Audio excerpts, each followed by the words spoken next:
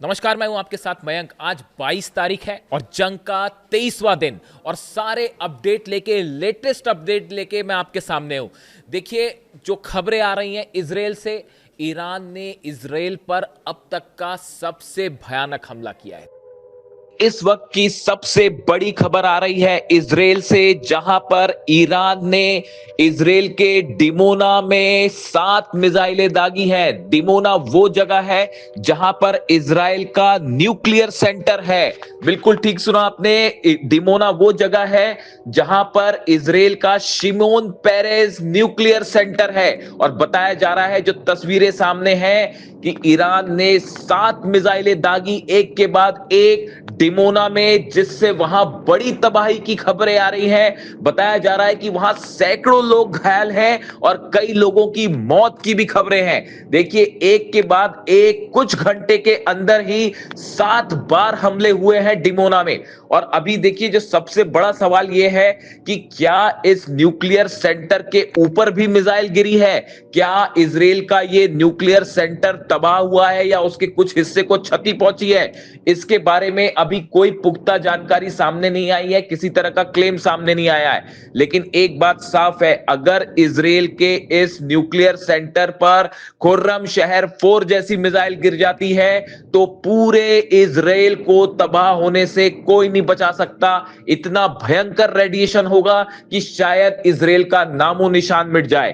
देखिए, अभी जो खबरें और तस्वीरें सामने आई हैं उसके मुताबिक दिख रहा है, जो विजुअल्स में, कि एक बिल्डिंग के ऊपर आकर मिसाइल गिरी और वहां भयंकर धमाका हुआ। ये डिमोना की तस्वीरें हैं। देखिए, इजराइल का के 5 डिफेंस सिस्टम डिमोना में लगे हुए हैं ताकि यहां पे किसी तरह की मिसाइल ना गिरे, लेकिन उसको सबको फेल करते हुए, आयरन डोम को फेल करते हुए, arrow, David sling, third, patriot, सबको पीछे छोड़ते हुए इजराइल के इस न्यूक्लियर सेंटर के पास भयंकर धमाके हुए हैं और 7 मिसाइलें गिरी। और सबसे बड़ी बात देखिए, गौर करिए, कल नतांज पे हमले हुए थे, ईरान के न्यूक्लियर सेंटर पे हमले हुए थे, उसका बदला ले लिया ईरान ने और डिमोना सेंटर पर भयंकर हमले कर दिए। देखिए, ऐसा लग रहा है कि ईरान हर चीज का बदला ले रहा है। ईरान की गैस और ऑयल फील्ड्स पर हमले हुए, नतीजा यह हुआ कि अरब में जो है वो जितने गैस के और तेल के ठिकाने हैं वो सब जलने लगे।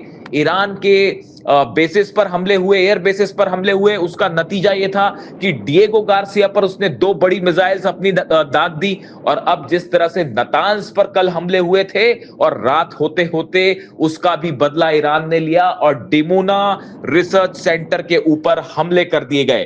अब सवाल यह है, देखिए एक बार फिर जो खबरें आ रही हैं उसके मुताबिक ईरान के पास पूरी जानकारी थी डिमोना न्यूक्लियर सेंटर का, जो नेगेव डेजर्ट में है, शिमोन पेरेस न्यूक्लियर सेंटर, इसके नक्शे की जानकारी थी, इसकी पूरी स्ट्रेटेजिक लोकेशन की जानकारी थी और बहुत ही सटीक तरीके से ये हमले किए गए। अब देखना यह है कि इस बारे में आईएईए का क्या बयान आता है और इजराइल में की तरफ से क्या बयान आता है। देखिए, कल जब नतांज पर हमला हुआ उसके बाद ही इजराइल घबरा गया था। इजराइल की तरफ से इस तरह से बयान आ रहे थे कि हमने नतांज पर हमला नहीं किया, और वो इसके लिए अमेरिका पर आरोप लगा रहा था। यानी तभी ये बात साफ हो चुकी थी कि अब इजराइल इस जंग को हार रहा है और डरने लगा है ईरान से। और देखिए, उसके बाद यही हुआ, ईरान ने एक के बाद एक 7 मिसाइलें दागी डिमोना पे और सब की सब मिसाइलों ने हिट किया है। डिफेंस सिस्टम पूरी तरह से फेल हो गया।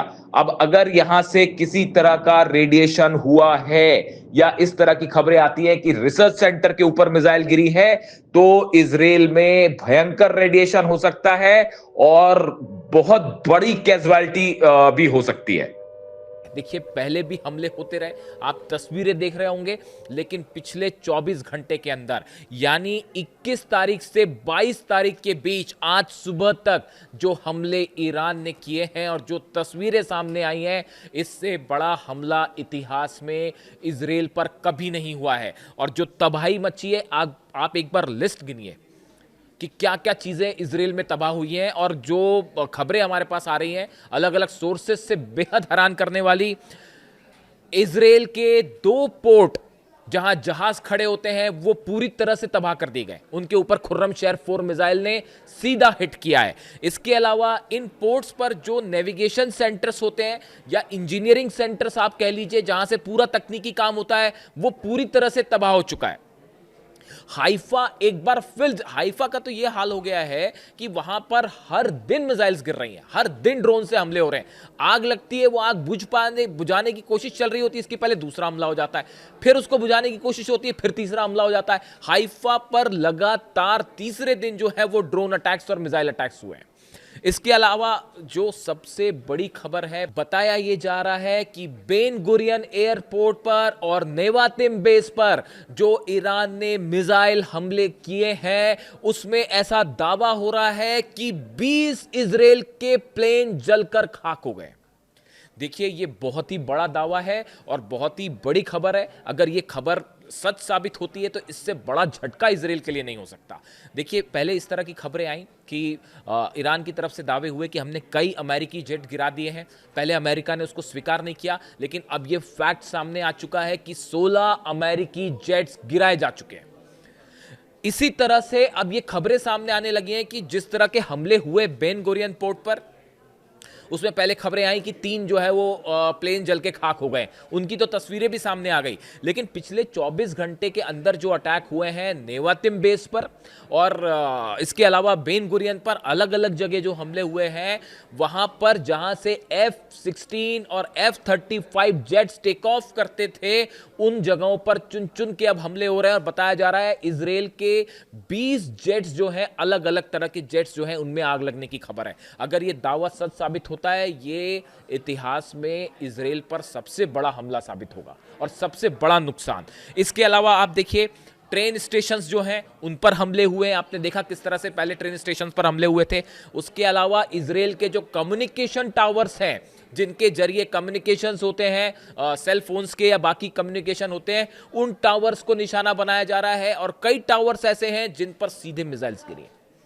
कम्युनिकेशन जो सिस्टम है बुरी तरह से प्रभावित हुआ है इजराइल में। इसके अलावा जो सबसे भयानक कुछ तस्वीरें मैंने देखी, उसके लिए भयानक वर्ड ही सही है, कई हाई राइज बिल्डिंग्स। देखिए, कई विजुअल्स जो हैं वो जब तक हमारे सोर्स से कंफर्म नहीं होता हम उसको नहीं चलाते, लेकिन या कोई न्यूट्रल एजेंसी जब देती है तभी चलाते हैं। लेकिन जो तस्वीरें वहां से आ रही हैं, जो देखी मैंने तस्वीरें, कई ऐसी सरकारी हाई राइज बिल्डिंग्स हैं जो कि गवर्नमेंट इंस्टॉलेशंस थे या जहां पर किसी तरह का सेना से जुड़े कामकाज चल रहे थे। ऐसे जो हाई राइज बिल्डिंग्स हैं, उनके ऊपर सीधा हाइपरसोनिक मिसाइल्स हिट कर रही हैं। यानी आप देखिए, अगर 7 मिनट में कोई मिसाइल ईरान से ट्रैवल करके इजराइल आ जाए, तेल अवीव आ जाए, तो उसकी आप स्पीड सोचिए क्या होगी। वो आप देख ही रहे हैं और देखते देखते हाई राइज बिल्डिंग पर सीधा हिट करती है और पूरी हाई राइज बिल्डिंग तबाह। ऐसे कई हमले हो चुके हैं पिछले 24 घंटे के ऊपर इजराइल में। और बताया यह जा रहा है कि 7,500 से 8,000 इमारतें गिरने की खबर है इजराइल में। इस तरह के दावे हो रहे हैं कि 7 से 8,000 इमारतों को, घरों को नुकसान हो चुका है। ये बहुत बड़ा दावा है और बहुत बड़ा हमला है ये इजराइल के ऊपर। इसके अलावा आप देखिए, जो सबसे बड़ी एक खबर देखी मैं देख रहा था, वहाँ के कवरेज देख रहा था इजराइल से, उसमें कई चीज़ें ऐसी हुई, जैसे अगर आप बीती रात की बात करें, यानी कि 21 तारीख से 22 तारीख के बीच की बात कर रहा हूँ मैं, ईद की रात वाली बात आप कह लीजिए। इजराइल पर जब हमले शुरू हुए रात के समय, जब दिन में हमले हो रहे थे तो हो ही रहे थे, इजराइल में जब हमले शुरू होते हैं तो रात को, बीती रात करीब 10 बजे एक मिसाइल की लहर आती है, जिसमें खुर्रमशहर 4 मिसाइल्स फायर की गई और अपने साथ वो 80-90 जो है वो बॉम्ब्स भी लेके चल रही है, क्लस्टर बॉम्ब्स भी लेके चल रही है। तो 10 बजे पहला हमला होता है। उसके बाद सब कुछ रुक जाता है, सब कुछ शांत हो जाता है। देखिए, मिसाइल गिरना गिराना जो है वो चंद मिनटों का खेल होता है, वो उसमें खत्म हो जाता है। उसके बाद जो है सब कुछ रुक जाता है और रात को करीब 2:15 बजे, यानी देखिए एक हमला 10 बजे हुआ, उसके बाद 2:15 बजे, रात को 2:15 पर फिर एक मिसाइलों की लहर आती है। और इसमें जो है वो दूसरी तरह की मिसाइल्स, इमाद और कद्र मिसाइल्स जो है वो फायर कर दी जाती है। फिर वो मिसाइल आ गई। उसके बाद देखिए तीसरी लहर आती है सुबह करीब 5 बजे के आसपास। यानी आप देखिए, ऐसा लग रहा है कि मानो शिफ्ट में काम हो रहा है। जैसे ऑफिस में, दफ्तर में काम नहीं होता, हम लोग जैसे शिफ्ट में काम करते हैं, बिल्कुल उसी तरह से आप देखिए कितने प्रोफेशनल तरीके से ये वॉर लड़ रहा है ईरान, और मानो ऐसा लगता है कि शिफ्ट में काम हो रहा है। जो वो कहा गया था, जो बताया था मैंने आपको कि ईरान को जो है वो 31 यूनिट्स में डिवाइड कर दिया गया है, सबको अपनी मिसाइल दे दी गई हैं। जो मोजाइक पॉलिसी की जिसकी बात हो रही है 2007 में बनाई थी, ये अली खामेनी साहब के रहते रहते तैयार हो गया था ये तरीका। खामेनी साहब का विजन जो था वो ऐसी, उन्होंने इतने समय ईरान पर शासन नहीं किया, और आज जो ईरान इस मजबूती से लड़ रहा है उसकी नींव में है खामेनी साहब का विजन। वो सुप्रीम लीडर थे, रिलीजियस लीडर थे, लेकिन उसके साथ वो बेहतरीन प्लानर थे। यही बात मैं अपने विजुअल वीडियोस में कई बार मैंने कही है कि उनके जैसा क्लियर विजन, उन्हें कोई कंफ्यूजन नहीं था इस बात को लेकर कि अमेरिका हमारा दुश्मन है। देखिए कितनी सटीक बात कही थी उन्होंने। 1981 का इंटरव्यू था, शायद आप लोग देखें, मिल जाएगा आपको इंटरव्यू, कई लोगों ने देखा भी होगा। उनसे पूछा गया था कि दुश्मन नंबर 1 कौन है, उन्होंने जवाब दिया था अमेरिका। क्या क्लियर कट विजन था उनका, आप सोचिए।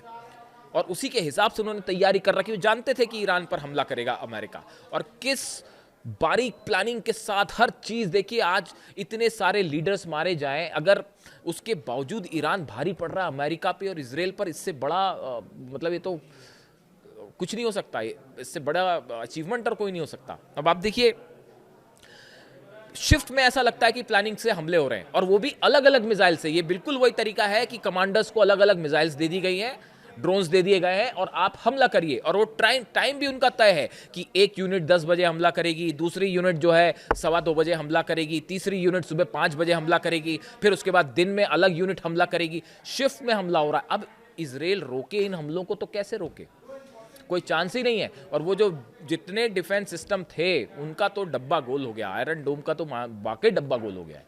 वो कैसे वो फेल हो चुका है। पूरे इसराइल का आसमान जो है अब वो ईरान के कब्जे में, जब चाहे जहां चाहे वहां हमले हो रहे हैं, और भयानक हमले हो रहे हैं। अब वो मिसाइल्स फायर हो रही हैं जो भारी मिसाइल्स हैं। पहले जो है वो तो सब मामला हल्का चल रहा था क्योंकि वो इंटरसेप्टर्स खत्म करने थे, अब वो खत्म हो गए। मिसाइल्स खत्म हो गई जो रोकती हैं, काउंटर मिसाइल्स करती है, जो इंटरसेप्टर मिसाइल्स हैं वो खत्म हो गई। अब उसके बाद भारी मिसाइल्स गिर रही हैं। अब क्या तो खुर्रमशहर 4 को आप रोकोगे, और क्या फतेह 2 को रोकोगे, और क्या सेजिल मिसाइल को रोकोगे।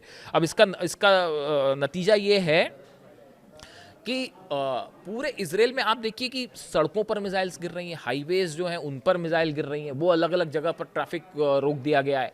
पूरी रात इसराइल में सायरन बजते हैं, पूरी रात इसराइल में सायरन। हमारे जो रिपोर्टर्स हैं वहाँ पर, वो जब हमें फीडबैक देते हैं, पूरी रात भर सायरन बजते रहते हैं। और कई बार तो ये होता है कि सायरन बाद में बजता है, मिसाइल पहले गिर जाती है। अब जब आप सोचिए कि वो तेहरान से चली मिसाइल 7 मिनट के अंदर वो तेहरान में गिर जा रही है, तो क्या तो सायरन बजेगा। वो जैसी सायरन बजे उसके पहले मिसाइल गिर गई। कई बार तो ये हो रहा है कि सायरन बाद में बज रहा है, मिसाइल पहले गिर रही है। अब डोनाल्ड ट्रंप इसराइल को बचाएं तो कैसे बचाएं भाई। जिब्राल्टार फोर्ट भेजा था कि वो बचाएगा, वो जिब्राल्टार फोर्ट में खुद ही में आग लग गई, और वो खुद वहाँ से हट चुका है। इसलिए एक्सपर्ट्स कह रहे हैं कि ट्रंप ने अब इसराइल को भरोसे पे छोड़ दिया है कि अब आप ही निपटो ईरान से। जो प्लानिंग थी बड़ी कि अमेरिका के इंटरसेप्टर्स इसराइल की रक्षा करेंगे, वो पूरी प्लानिंग फेल हो चुकी है। डिफेंस प्लानिंग जो थी वो पूरी तरह से ध्वस्त हो चुकी है। अब ट्रंप ने इसराइल को इसराइल के भरोसे छोड़ दिया है, नेतन्याहू के भरोसे छोड़ दिया है कि अब आप खुद लड़िए, कैसे लड़ते हैं। क्योंकि डोनाल्ड ट्रंप का फोकस अब खार्ग है, केशम जो है आइलैंड वो है, हॉर्मूज है, क्योंकि वहाँ पे बिजनेस है, वहाँ पे बड़ा बिजनेस हर्ट हो रहा है। और ईरान ने जो है अपना जो फॉरेन पॉलिसी, आप देखिए बेहतरीन फॉरेन पॉलिसी का परिचय दिया जा रहा है, एक्स्ट्राऑर्डिनरी। आप देखिए कि जंग भी हो रही है, उसके बीच में ईरान का इस्लामिक देशों से ये कहना कि आप एक इस्लामिक यूनियन बनाइए और मिल के काम कीजिए। मतलब ये देखिए ईरान ने ना सिर्फ ये साबित कर दिया कि हम इसराइल को हरा सकते हैं, हम अमेरिका पे भी भारी पड़ रहे हैं, और हमने आप पर भी हमले किए हैं, अब अगर बचना है तो हमारे साथ आ जाओ। ये पॉलिसी है ईरान की, बेहतरीन रणनीति। आप देखिए कि कल जिस तरह से ईरान के राष्ट्रपति मसूद पेजेश्कियान साहब ने जो ये प्रस्ताव रखा कि एक इस्लामिक देशों की एक यूनियन बननी चाहिए जो चीज़ों को लेकर फैसला करे, और उन्होंने कहा कि आप जो है वो हमारे साथ आ जाइए, क्यों मिसाइल खा रहे हैं आप। कितनी बेहतरीन विदेश नीति का परिचय है कि हमने अमेरिका को पीटा, हमने जो है वो इजराइल को पीटा, हमने अरब देशों पर लगातार हमले किए, और अब बचना है तो हमारे साथ आ जाओ। अमेरिका तो रक्षा नहीं कर पाया। अमेरिका की जो डिफेंस पॉलिसी थी कि अरब देशों की रक्षा करनी है, वो तो धुआं धुआं हो गई। क्या यूएई, क्या सऊदी, क्या जॉर्डन, क्या बहरीन, क्या कुवैत, आप गिनते जाइए, कुछ नहीं बचा ऐसा। सब जगह हमले हो रहे हैं। जब अमेरिकन बेसिस नहीं बच पाए तो इन देशों को कैसे बचाया जाएगा? तो अब वो डिफेंस वाली पॉलिसी कि अमेरिका रक्षा करेगा, वो पूरी तरह से ध्वस्त हो चुकी है। वो तभी ध्वस्त हो चुकी है। अब ये ईरान ने कहा है कि ठीक है, हमारे साथ आ जाओ तो हम हमले नहीं करेंगे, वरना जिम्मेदार आप। तो ये हाल था इजराइल का और अरब का। अगले वीडियो में मैं बात करूंगा कि कैसे हॉर्मूज में ग्राउंड जंग हो रही है और ट्रम्प का प्लान क्या है। इससे जुड़ा जो भी अपडेट होगा आप तक पहुंचाऊंगा। और वीडियो कैसा लगा कमेंट करके ज़रूर बताइए। मैं आपका हर कमेंट पढ़ता हूं। कई बार वक्त ना होने की वजह से जवाब नहीं दे पाता, लेकिन आपके सब कमेंट पढ़ता हूं। और ईद पे आपने मुझे इतनी सारी बधाइयां दी हैं, इसके लिए आपका दिल से बहुत बहुत शुक्रिया। और खामनेई साहब का ना होना ईद पर, मैं पहले पिछले वीडियो में भी ये कह चुका हूँ कि ये बेहद दुखद, इससे अब क्या कहा जाए। लेकिन मैं एक छोटी सी बात आपको कहना चाहूँगा कि ये अली खामेनी साहब के वीडियो में अब आज भी देखता हूँ, जितनी तस्वीरें थी वो कल सब आंखों के सामने थी। उनका वो फटा हुआ उधड़ा हुआ कुर्ता पहनना, वो बताता था कि कितने सिंप्लिसिटी के साथ वो रहते थे। छोटे बच्चों से उनका गले मिलना, किसी शहीद के बच्चे का दौड़ के उनको गले लगाना, वो सब तस्वीरें ईद के मौके पर आंखों के सामने थी। खैर, आपका बहुत बहुत शुक्रिया आपकी बधाइयों के लिए। वीडियो कैसा लगा ज़रूर बताएं। Thank you so much.